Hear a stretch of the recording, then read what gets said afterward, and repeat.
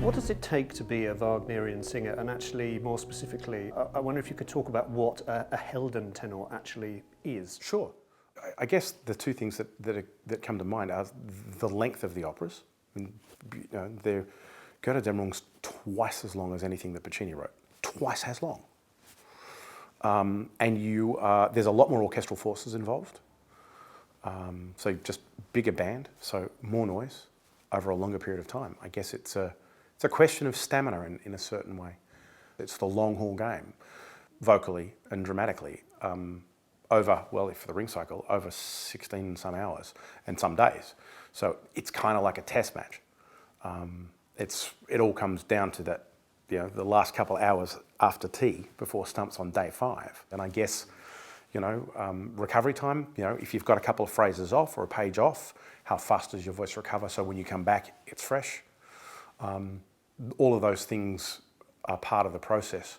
And I rather suspect that a lot of that is providence. I don't think you can develop a voice that does that at a certain level.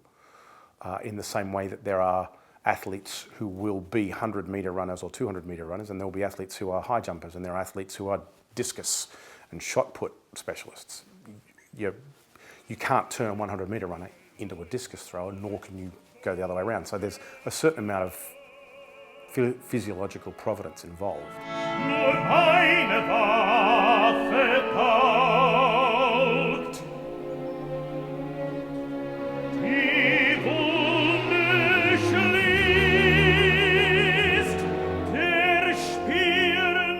Let's talk about Parsifal. Who is this holy fool? It's interesting. I mean, obviously, der reine Tor, the holy fool. I've always thought that the fool part particularly, in fact, I think both descriptors for him speak to a naivety that he had no choice but to have as part of his character because he was sheltered for his life, in his life for so long. His mother wanted him to not grow up the same way that his warrior father had grown up. So she protected him from all manner of outside world. So every time he encounters the outside world, it's a wholly new and shiny experience for him. So I've never thought of him as being particularly a fool, although obviously that's what he's called in the opera. To me, he's always been somebody whose every experience is brand new. And so there's this incredible enthusiasm about everything and a fearlessness because he doesn't know, in the same way that Siegfried doesn't know what being frightened is. He doesn't understand the concept of fear, so he doesn't know there are things that he should and things that he should not fear.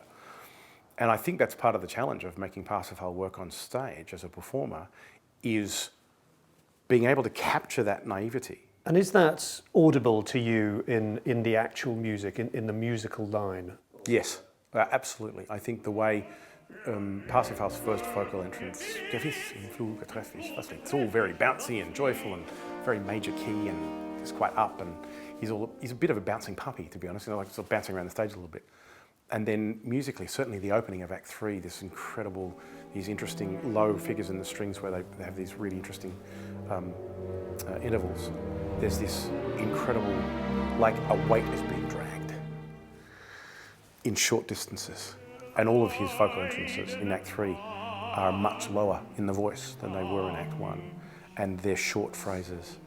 And not only is he physically weary, but he's emotionally weary. And he knows that he has to bring this spear back. He knows what his job is. And he knows that we can't bring this thing to a close until he gets the spear back to where it came from. So that is his raison d'etre, his driving force, is to do that, despite the fact that he is physically and emotionally at the end of his rope.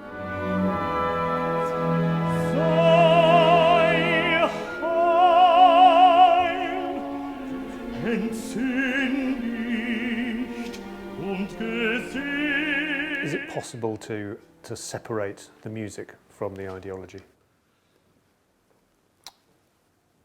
I think it has to be, sometimes, particularly when you're talking about Wagner. and I'm not the first person. There are people who are much more well versed and with much bigger profiles than me who've asked this question of themselves in extremely high profile fashion. You have to be able to, I think,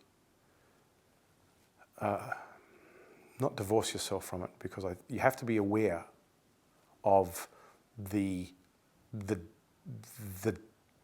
dark side, the nasty side of the ideology, not only of the composer, but of the ideology that appropriated it for its own propaganda. You can't but be aware of it, and I think it's important that we acknowledge that, but also try, where possible, to let the artwork stand on its own.